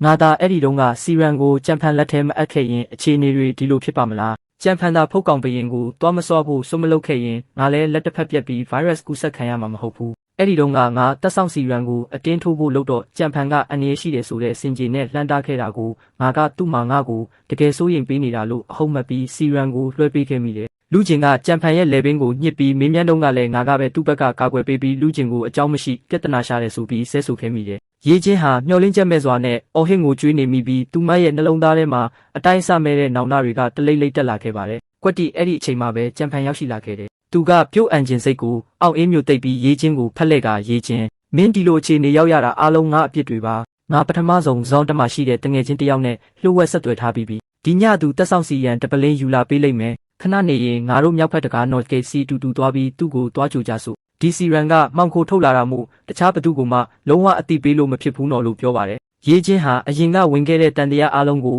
အုံနောက်ထဲကနေချက်ချင်းမောင်းထုတ်ပစ်လိုက်ပြီးရေနစ်သူပတ်စံလျှော်ဆွဲမိတယ်လို့မျိုးဘာမှမစင်စားပဲချက်ချင်းသဘောတူလိုက်ပါတော့တယ်ရေးချင်းကငငယ်ကလေးကတတိယဆုံးမှာကြီးပြင်းလာခဲ့သူဖြစ်ပြီးဥက္ကဋ္ဌစုဖုံးရဲ့အယုံကြည်ရဆုံးလူယုံတယောက်ဖြစ်တာကြောင့်မြောက်ဖက်တကားရဲ့လှုပ်ဝက်စကားဝက် password ကိုတိထားခဲ့တာပါညှင်းနဲ့လာတဲ့အခါမှာတော့ရေးချင်းကဘာမှတုံဆိုင်မနေပဲစကားဝက်ကိုရိုက်ထည့်ပြီးမြောက်ဖက်တကားကိုတိတ်တဆိတ်ဖွင့်လှစ်လိုက်ပါတယ်ဒါပေမဲ့သူမရဲ့ရှေ့မောက်မှာမြင်တွေ့လိုက်ရတဲ့မြင်ကွင်းကြောင့်သူမတယောက်လုံးဝစုံမြင်တက်သွားခဲ့ရတယ်အပြင်ဘက်ကိုလှမ်းကြည့်လိုက်တဲ့အခါမှာတော့မှောက်မိုက်သောမဟာမိတ်အဖွဲ့ကနိုးထသူတွေအလုံးရင်းနဲ့ဝိုင်းအောင်နေတာကိုတွေ့လိုက်ရလို့ပါဒါကပထမဆုံးကတငယ်ချင်းကစီလန်လာပေးတာမဟုတ်ပဲကြံဖန်လွန်ခဲ့တဲ့အချိန်ကတည်းကကြိုတင်ထောင်ချောက်ဆင်ထားခဲ့တာသိတာလာပါတယ်သူကတတိယဆုံးတစ်ခုလုံးကိုမှောက်မိုက်သောမဟာမိတ်အဖွဲ့လက်ထဲတစ္ဆာဖောက်ရောင်းစားပစ်ချင်ခဲ့တာပါရေးချင်းရဲ့မိဘနှစ်ပါးလုံးဟာမှောက်မိုက်သောမဟာမိတ်အဖွဲ့ရဲ့လက်ချက်နဲ့တည်ဆုံခဲ့ရတာဖြစ်တာကြောင့်သူတို့တွေးအိမ်ထဲမှာလဲကျတည်ဆုံနေခဲ့တဲ့ပုံရိပ်တွေကသူမရဲ့မျက်စိထဲမှာပြန်လည်မြင်အောင်လာပြီးမိဘတွေရဲ့တွေးကွက်ကသူမရဲ့မျက်စိထဲမှာထင်ထင်ရှားရှားရှိနေစေဖြစ်ပေမဲ့သူမကိုယ်တိုင်ကတော့ဒီတိရစ္ဆာန်တွေအတွက်တတိယဆုံးရဲ့တကားကိုဖွင့်ပေးခဲ့မိတာပါသူမကနောက်ွယ်ကကြံဖန်ကိုဒေါသအကြီးနဲ့ချက်ချင်းလှည့်ကြည့်လိုက်ပြီးမင်းကမှောက်မိုက်သောမဟာမိတ်အဖွဲ့ကပဲလူလိန်ကောင်မင်းကိုငါတတ်မယ်လို့အော်ဟစ်ကကြံဖန်စီကိုအတင်းခုံအုပ်ပါတော့တယ်သူ့ကိုအရှင်လက်လက်ကိုက်စားပစ်ချင်စိတ်တွေပေါက်နေတာပါသူမရဲ့ပြီးခဲ့တဲ့ဘဝတုန်းကလည်းဒီလူလိန်ကောင်ကြောင့်ပဲသူမအပေါ်အချစ်ဆုံးသူကိုသူမကိုယ်တိုင်တတ်မိခဲ့တာပါအခုမှပဲသူမဘလောက်တောင်မိုက်မဲခဲ့လဲဆိုတာသဘောပေါက်ပါတော့တယ်ဒါပေမဲ့အခုချိန်မှာတော့ virus ကူးစက်ခံထားရတာကြောင့်ရေးချင်းရဲ့စွမ်းအားကအဆင့်တနိုးထသူအထိထိုးဆင်းသွားခဲ့ပါပြီသူမဟာတာမန်လူတယောက်ထက်တောင်မနှဲတန်ပါတော့တယ်ကြံဖန်ကသူမကိုခြေထောက်တစ်ချက်ထဲနဲ့ကန်ထုတ်လိုက်ရသူမဟာအမိုက်တစလိုမျိုးမြေပြင်ပေါ်မှာမလုံမရှက်လဲကျသွားခဲ့ရတယ်ကြံဖန်ကသူ့ရဲ့ဟန်ဆောင်မျက်နှာဖုံးကိုလုံးဝခွာချလိုက်ပြီးအပြစ်တင်ခြင်းရင်မင်းရဲ့မိုက်မဲမှုကိုပဲအပြစ်တင်လိုက်စမ်းပါအုံနောက်မရှိတဲ့မိမရဲ့တတိယဆုံးဘလို့မျိုးမြေလံပျက်စီးသွားမလဲဆိုတာကိုမင်းမျက်စိနဲ့တက်အပ်စောင့်ကြည့်နေလိုက်လို့ပြောလိုက်တာနဲ့တပြိုင်နက်မှောက်မိုက်သောမဟာမိတ်အဖွဲ့ကနိုးထသူတောင်းတဲ့ချီဟာဒီရေလိုင်းလိုမျိုးအလုံးအရင်းနဲ့တိုးဝင်လာကြပါတယ်သူတို့ကရေးချင်းကိုလှောင်ပြောင်တရော်တဲ့မျက်လုံးတွေနဲ့စိုက်ကြည့်နေကြတယ်မှောက်မိုက်သောမဟာမိတ်အဖွဲ့ဝင်တွေတတိယဆုံးတဲ့ကိုဝင်ရောက်လာပြီးတဲ့နောက်မှာတော့ကျွန်တော်ကရေးချင်းရဲ့ရှေ့မောက်မှာတိတ်တဆိတ်ပေါ်လာခဲ့ပါတယ်ရေးချင်းကမောကြည့်ပြီးကျွန်တော်ကိုမြင်လိုက်ရတဲ့အချိန်မှာပဲသူမရဲ့မျက်ရည်တွေကတာကျိုးတလူမျိုးစီးကျလာပါတော့တယ်မှောက်မိုက်သောမဟာမိတ်အဖွဲ့ကတိုက်ခိုက်နေပြီးအရေးပေါ်အချက်ပေးတန်တီးပါအောင်မြန်မဟုတ်ရင်ငါတို့အားလုံးတေကုန်လိမ့်မယ်လို့သူမကပြောတယ်ကျွန်တော်ကသူမကိုအေးဆက်ဆက်စိုက်ကြည့်ပြီးဒါနဲ့သူတို့ကိုဘသူကအထဲပေးဝင်လိုက်တာလဲဘသူလဲ တကယ်လို့တတိယဆုံးကလူတွေအားလုံးတေကုန်ရင်တကယ်တရခံကဘသူဖြစ်မလဲဟက်ပြီးခဲ့တဲ့ဘဝတုန်းကတော့အဲ့ဒီတစ္ဆာဖောက်ကြံဖန်အတွက်ကလဲစားချပေးဖို့မင်းကငါ့ကိုတက်ပြီးသူ့အတွက်အသေးခံမြေမြုပ်ပေးဖို့တုံဆိုင်မနေခဲ့ဘူးဒီဘဝမှာကောအခုလိုဖြစ်သွားတော့မင်းစိတ်ကြည်နက်ပြီလားလို့မေးလိုက်တယ်ကျွန်တော်စကားတွေကိုကြားတော့ရေးချင်းဟာမိုးကြိုးပစ်ခံလိုက်ရတယ်လို့ဖြစ်သွားပြီးလုံးဝမယုံကြည်နိုင်တဲ့မျက်လုံးတွေနဲ့စိုက်ကြည့်ကမင်းလည်းပဲအတိတ်ဘဝကပြန်လာလားလို့မေးပါတယ်ကျွန်တော်ကအရင်ကရှိခဲ့ဘူးတဲ့နှွေးထွေးမှုတွေလုံးဝမပါပဲအေးဆက်ဆက်လောင်ရဲလိုက်ပြီးပါလေအခုကြမှာဘာဖြစ်နေတာလဲရေးချင်းမင်းကမှောက်မိုက်သောမဟာမိတ်ဖွဲ့ရဲ့တူရှိုတယောက်အတွက်နဲ့ငါ့ကိုတတ်ခဲ့တယ်တတိယဆုံးရဲ့နောက်ဆုံးမျောလင်းချက်ကိုဖျက်ဆီးခဲ့တယ်အခုကြတော့ငါတို့အတူတူကာကွယ်ခဲ့တဲ့အင်ဂေဟာကိုပါလုံးဝဖျက်ဆီးပစ်ချင်နေတာလားလို့မေးခွန်းထုတ်လိုက်တယ်ကျွန်တော်ပြောလိုက်တဲ့စကားလုံးတိုင်းကထက်မြက်တဲ့ဓာတ်မြောင်တွေလိုမျိုးရေးချင်းရဲ့နှလုံးသားထဲကိုတက်တက်စိုက်ဝင်သွားခဲ့ပါတယ်သူမဟာအတိတ်ဘဝကိုပြန်လဲမြင်အောင်လာခဲ့တယ်အချိန်ချင်းခါကျွန်တော်ကသူမအတွက်အကောင်းဆုံးအရာတွေကိုပဲပေးခဲ့တာပါသူမပြဿနာရှာတဲ့အချိန်တိုင်းမှာလဲကျွန်တော်ကပဲနောက်ကနေလိုက်ပြီးတောင်းပန်ပေးခဲ့တာသူမတေလူမတက်ဖြစ်တဲ့အချိန်တိုင်းမှာလဲကျွန်တော်ကပဲအသက်ဘေးကနေဆွဲတင်ပေးခဲ့တာဒါပေမဲ့ကျွန်တော်ရဲ့အရေးကြီးဆုံးအချိန်မှာတော့သူမကနောက်ကျောကိုဓာတ်နဲ့ထိုးဖို့တုံဆိုင်မနေခဲ့ပါဘူးရေးချင်းရဲ့ခန္ဓာကိုယ်ဟာနောင်နာတွေကြောင့်ထိမရအောင်တုံရင်နေပြီးငါမှားသွားပါတယ်ငါတောင်းပန်ပါတယ်လူချင်းငါတောင်းပန်ပါတယ်ဆိုတဲ့စကားကိုပဲတတွတ်တွတ်ရွတ်ဆိုနေခဲ့တယ်ကျွန်တော်ကတက်ဆောင်စီရန်ပလင်းကိုထုတ်လိုက်ပြီးသူမကိုတယော်တဲ့မျက်လုံးတွေနဲ့ကြည့်ကရေးချင်းတကယ်တော့ဒီတက်ဆောင်စီရန်ကလွန်ခဲ့တဲ့အချိန်ကတည်းကရောက်နေခဲ့တာပါဥက္ကဋ္ဌစုဖုံးကဒါကိုမင်းကိုပေးမပေးဆိုတာငါသဘောအတိုင်းဆုံးဖြတ်ဖို့ပြောထားပြီးသားလို့ပြောလိုက်တယ်သူမတက်ဆောင်စီရန်ကိုမြင်လိုက်ရတဲ့တခဏမှာပဲသူမရဲ့မျက်လုံးထဲမှာမယုံနိုင်စရာကောင်းတဲ့အယောင်အဝါတွေဖြက်ခနဲပေါ်လာပါတယ်ဒါကသူမရဲ့ရှင်တန်ခြင်းစိတ်ရဲ့နောက်ဆုံးတောက်ပမှုပါပဲသူမကကျွန်တော်စီကိုမနှဲတွားသွားပြီးအသေးအတန်တောင်းပန်တောင်းခံပါတော့တယ်ဒီစီရန်ကိုငါ့ကိုပေးပါဦးလူချင်းငါမင်းကိုတောင်းပန်ပါတယ်ငါ့ကိုပေးပါဦးငါတေတိုက်ခိုက်တယ်ဆိုတာသိပါတယ်ဒါပေမဲ့ငါအခုချက်ချင်းမတေနိုင်သေးဘူးလူချင်းငါရဲ့အပြစ်တွေကိုပြန်ပြီးပေးဆက်ပေးရစေအဲ့ဒီတိရစ္ဆာန်ကြံဖန်ကိုငါကိုယ်တိုင်တက်ပစ်ချင်လို့ပါငါမင်းကိုတောင်းပန်ပါတယ်လို့ဆိုတယ်ကျွန်တော်ကတော့သူမရဲ့တနာစရာကောင်းတဲ့ပုံစံကိုနှလုံးသားထဲမှာကယူနာတစ်စက်မျှမရှိပဲစိုက်ကြည့်နေခဲ့တယ်ထို့နောက်သူမရဲ့မျက်စိရှိတင်ပဲဘာမှတုံဆိုင်မနေပဲတက်ဆောင်စီရန်ကိုကျွန်တော်ရဲ့ခန္ဓာကိုယ်ထဲကိုထိုးထည့်လိုက်ပါတော့တယ်တက်ဆောင်စီရန်ဟာဖုတ်ကောင်ဗိုင်းရပ်စ်ကိုပျောက်ကင်းစေုံတင်မကပဲကျွဲဝတဲ့အသက်နှစ်သာရတွေပြည့်နှက်နေတာပါတာမန်လူတယောက်ထိုးရင်တောင်မှသူတို့ရဲ့ခန္ဓာကိုယ်ကြန့်ခိုင်မှုကိုတိတိတတ်တာမြင့်တင်ပေးနိုင်ပါတယ်ကျွန်တော်ရဲ့ရုပ်ပိုင်းဆိုင်ရာစွမ်းအားတွေအရှိန်ဟုန်နဲ့တိုးတက်လာတာကိုထင်ထင်ရှားရှားခံစားလိုက်ရတယ်ကျွန်တော်ရဲ့လေစွမ်းရည်နဲ့အချိန်စွမ်းရည်နှစ်မျိုးလုံးဟာလည်းပိုပြီးတော့ဖြစ်လက်သွက်လက်လာခဲ့ပါတယ်ရေးချင်းကကျွန်တော်ကိုငေးကြည့်ရင်လူချင်းမင်းငါအပေါ်ကိုဘလို့လို့ဒီလိုရဲရဲဆက်ဆက်လုပ်ရရတာလဲလို့ပြောတယ်ကျွန်တော်ကသူမယူသွတ်သွားတာကိုအေးဆက်ဆက်ကြည့်ရင်ဒီနေရာမှာပဲဖြည်းဖြည်းချင်းပုတ်ပွက်ပျက်စီးသွားလိုက်တော့လို့ပြောပြီးလေထဲကိုခုန်တက်ကကောင်းကင်ရံနဲ့ပြန်တန်းပြောက်ကွယ်သွားခဲ့ပါတော့တယ်မျက်စိတမိတ်တွင်းမှာပဲတတိယဆုံးရဲ့အပြင်ဘက်မှာမှောင်မိုက်သောမဟာမိတ်အဖွဲ့ဟာထောင်ချောက်ထဲကိုတက်တက်ကြီးတိုးဝင်သွားခဲ့ပါပြီဆူးရှားတဲ့အရေးပေါ်အချက်ပေးတံတွေကအဆက်မပြတ်ပဲတင်ထက်လို့လာပါတယ်ကောင်းကင်ရံထက်မှာတော့တန်မဏိတရဝကြီးတွေလိုမျိုးကြီးမားလာတဲ့ပြန်တန်းရေးစစ်တင်မောကြီးတွေကတတိယဆုံးရဲ့ဘေးပက်ပက်လဲကိုနေကင်းဘက်လိုမျိုးလင်းထိန်သွားအောင်အလင်းပေးလိုက်ကြတယ်ဒါကိုမြင်တော့မှောက်မိုက်သောမဟာမိတ်အဖွဲ့ရဲ့ခေါင်းဆောင်အဆင့်6ရှိတဲ့ပြင်းပြင်းလျှက်စီးစွမ်းရည်ရှင် Lightning Awaken လေရန်ကချက်ချင်းပဲစုတ်ခွာဖို့အမိန့်ပေးပါတော့တယ်ဒါကထောင်6ပဲအခုချက်ချင်းစုတ်ကြလို့အော်ပေမဲ့နောက်ကျသွားခဲ့ပါပြီနောက်တစ်စက္ကန့်မှာပဲထူထပ်လာတဲ့စွမ်းရည်နှန်းတွေကကျိုင်းကောင်အုပ်ကြီးလိုမျိုးကောင်းကင်ကနေရွာချလိုက်ပြီးဝင်ရောက်လာတဲ့မှောက်မိုက်သောမဟာမိတ်အဖွဲ့ဝင်အားလုံးကိုဝါမျိုးပစ်လိုက်ပါတော့တယ်သူတို့တွေဘာမှတောင်ပြန်မတုံ့ပြန်နိုင်ခင်မှာတင်ရိတ်သိမ်းခါစားဂျုံပင်တွေလိုမျိုးအစုလိုက်ပြုံလိုက်လဲကျတေဆုံးကုန်ကြတယ်ပောက်ကွဲတံတွေနဲ့နာကျင်စွာအော်ဟစ်တံတွေကရောပြွန်းလို့နေပါတယ်ဒီတိုက်ပွဲကတစ်ဖက်သက်လူသက်ပွဲကြီးတစ်ခုအဖြစ်ပြောင်းလဲသွားခဲ့ပါပြီလေရန်ရဲ့ဘေးပက်ပက်လဲမှာတော့ဆူရှာတောက်ပတဲ့လျှက်စီးတွေပောက်ကွဲထွက်လာပြီးအဆောက်အုံဒါဇင်ပေါင်းများစွာဟာတခဏချင်းမှာပဲအပြက်စီးပုံဖြစ်ပြောင်းလဲသွားခဲ့တယ်သူကပြင်းထန်တဲ့ပြစ်ခတ်မှုတွေကြားကနေဝိုင်းရံမှုကိုဖောက်ထွက်ဖို့ကြိုးစားနေခဲ့တာပါကွက်တီအဲ့ဒီအချိန်မှာပဲကျွန်တော်ကတန့်စင်သောအလင်းသားကိုကင်ဆောင်ပြီးကောင်းကင်ကနေဆင်းသက်လာကလေရန်စီကိုပြင်းထန်တဲ့ဓာတ်ချက်တစ်ချက်တက်တက်ခုတ်ချလိုက်ပါတယ်အချိန်တွေကခိတ္တရက်တန်သွားတယ်လို့ပါပဲအဲ့ဒီအချိန်မှာပဲကျွန်တော်ရဲ့လေနဲ့အချိန်စွမ်းရည်နှမျိုးလုံးရဲ့အမြင့်ဆုံးစွမ်းအားတွေအပြည့်အဝပောက်ကွဲထွက်လာပြီးဓာတ်သွားပြီးပက်ပက်လဲကအာကာသဟင်းလင်းပြင်တွေပါလိမ်ပြောင်းကောက်ကွေးသွားခဲ့ရတယ်လေရန်ကမချေမနှက်နဲ့ဟိဟောက်ပြီးလက်သီးတစ်ချက်ထိုးလိုက်ရာငကားကြီးတစ်ကောင်လိုမျိုးပြင်းထန်တဲ့လျှက်စီးလိုင်းကြီးကကျွန်တော်စီကိုတက်တက်ဦးတီလာပါတယ်ဒါပေမဲ့ဒါကအရန်နှိမ့်လုံးပါတယ်ကျွန်တော်ကအဲ့ဒီတောင်းကျပ်နေတဲ့လျှက်စီးငကားကိုဓာတ်နဲ့အလဲကနေနှစ်ပိုင်းပိုင်းဖြတ်ပြီးတခဏချင်းမှာပဲဖြိုခွဲပစ်လိုက်တယ်ထို့နောက်မှာတော့တန့်စင်သောအလင်းသားဟာဘာတားစီမမရှိပဲလေရန်ရဲ့ခုခံကာကွယ်ရေးဒိုင်းကာကိုအပိုင်းပိုင်းကြေမွသွားအောင်ဖြတ်တန်းခုတ်ချလိုက်ပါတယ်လေရန်ရဲ့မျက်နှာတစ်ခုလုံးမှာစိတ်ပြအားငယ်မှုတွေအပြည့်ထင်ဟပ်သွားခဲ့ရတယ်ဓာတ်လင်းနဲ့တစ်ချက်လက်သွားပြီးနောက်ကျွန်တော်ကသူ့ကိုကြောခိုင်းလိုက်ပါတယ်ခဏတာအတွင်းမှာကဘာကြီးတစ်ခုလုံးဟာတေမင်းတမျှတိတ်ဆိတ်သွားခဲ့ရတယ်တိုက်ပွဲပြင်ကလူတိုင်းရဲ့မျက်လုံးတွေကဗီဇအရကျွန်တော်စီကိုပဲစုပြုံရောက်ရှိလာကြပါတယ်သူတို့မြင်လိုက်ရတာကတော့လေရန်ဟာနေရာမှာတင်တောက်ကြီးရက်နေပြီးဘာမှမလှုပ်ရှားနိုင်တော့တာပါပဲနောက်တစ်စက္ကန့်မှာတော့သွေးတွေပန်းထွက်တန်တဲ့အတူသူ့ရဲ့ခန္ဓာကိုယ်ကအလဲကနေတေးသက်စွာနှစ်ပိုင်းပြတ်ကျသွားပါတော့တယ် တစ်ချိန်ကအလွန်မင်းထောင်လွှားစော်ကားပြီးဘသူကမှမတုံ့လောက်ခဲ့တဲ့မောင်မိုက်သောမဟာမိတ်ဖွဲ့ရဲ့ခေါင်းဆောင်ဟာကျွန်တော်ရဲ့တစ်ချက်တစ်ချက်တည်းနဲ့ပဲဒီလိုမျိုးအဆုံးသတ်သွားခဲ့ရပါပြီလူတိုင်းဟာဒီလိုကဘာတုံမတက်ပြင်းထန်တဲ့တစ်ချက်ကြောင့်စွန့်အံ့အောင်ကုန်ကြပါတယ်ခေတ္တမြတိတ်ဆိတ်သွားပြီးနောက်တတိယဆုံးအတွင်းမှာကောင်းကင်နဲ့မြေကြီးတုံ့နှီးသွားမတက်ပြင်းထန်တဲ့အောင်ပွဲခံကြွေးကြော်တံတွေထွက်ပေါ်လာပါတော့တယ်အရှင်လူချင်းတတ်တော်ရကြောရှိပါစေငါတို့နိုင်ပြီအဝေးကနေထွက်ပေါ်လာတဲ့ကောင်းကင်တုံမတက်အောင်ပွဲခံတံတွေကြောင့်ရေချင်းရဲ့ပုတ်ပွားနေတဲ့ခန္ဓာကိုယ်ဟာပြင်းထန်စွာတုံရင်နေခဲ့တယ်အရှင်လူချင်းတတ်တော်ရကြောရှိပါစေဆိုတဲ့စကားလုံးတိုင်းကသူမဘလောက်တောင်မိုက်မဲခဲ့လဲဆိုတာကိုပြန်လဲသတိပေးနေတယ်လို့ပါပဲအောင်ပွဲခံတံတွေကြားမှာသူမရဲ့မျက်လုံးတွေကတွေးချင်းချင်းနီလာခဲ့တယ်သူမဖုတ်ကောင်ဖြစ်လုံးဝပြောင်းလဲသွားတဲ့အဲ့ဒီတခဏမှာပဲကျွန်တော်ကဓာတ်ကိုဝေရန်ပြီးလေဓာတ်ဆက်ဝင် blade တစ်ချက်နဲ့သူမကိုအပြည့်ရှင်းပစ်လိုက်ပါတယ်။မောင်မိုက်သောမဟာမိတ်အဖွဲ့ရဲ့စစ်ကူစစ်တင်မောတွေကတော့နောက်ကျမှရောက်ရှိလာခဲ့ကြပေမဲ့ဘာမှမထူးဆန်းပဲသူတို့အားလုံးလုံးဝချေမှုန်းဖျက်ဆီးခြင်းခံလိုက်ရပါတယ်။ဒီတိုက်ပွဲမှာကြံဖန်ကတော့ကြည်စံမိုးတွေကြားထဲမှာတိတ်ဆုံးသွားခဲ့ရတယ်။အဓိကဆုံး3ခုရဲ့အဆင့်မြင့်အရာရှိတွေဟာကျွန်တော်အဆင့်6ရဲ့အထွတ်ထိပ်ကိုချိုးဖျက်ရောက်ရှိသွားပြီဆိုတာကိုသိရှိသွားကြတဲ့အခါမှာ